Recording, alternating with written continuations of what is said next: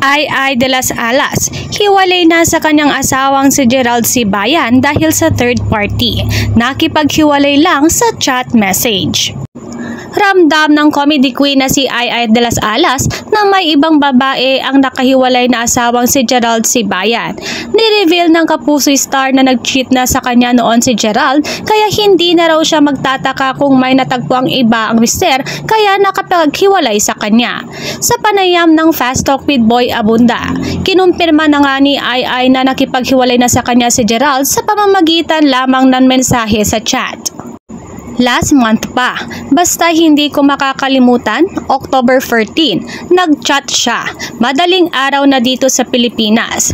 Nag-chat siya na yun nga, gusto na niyang magkaanak and hindi na siya happy. Medyo confused ako and shocked. Bakit ngayong oras na to? Bakit? Sana hintayin mo muna ako makauwi sa Amerika. Maraming bakit. Na-confuse ako na in fairness, wala naman talaga kaming pinag-aawayan. Actually, sa buong pagsasama namin bilang sa daliri yung discussion nga hindi nga yung away. So parang nagulat nga ako na why ngayon? Anong meron sa October? Anong meron sa araw na to at bakit madaling araw dito ang takang-takang tanong ni Ay. Actually, hindi ko alam. Sabi ko nga sa'yo, never naman kami nag-away. Always discussion lang at bibihira yon. O siguro baka hindi ko lang napapansin dahil nandito ako sa Pilipinas, siya naman busy sa work. Paliwanag ng komedyana. Sunod na question ng King of Talk. Kung may third party involved, tugon ni Ay, bilang asawa, diba? Ang mga asawa malalakas ang pakiramdam. Ako, ramdam ko meron. Ramdam ko, gut feel.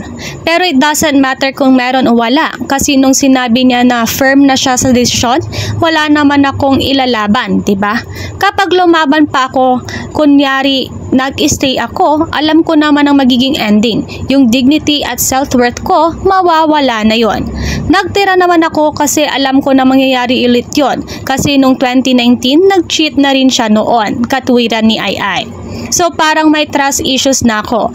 At siguro isa yon sa minsan hindi ko alam na pagtalak ko sa kanya.